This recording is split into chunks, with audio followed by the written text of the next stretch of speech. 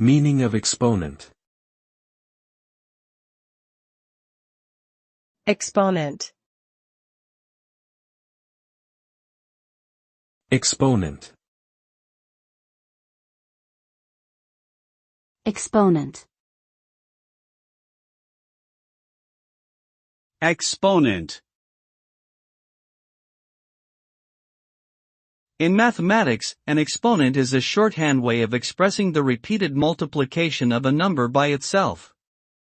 The exponent, or power, is a small number written in superscript and placed to the right of the base number.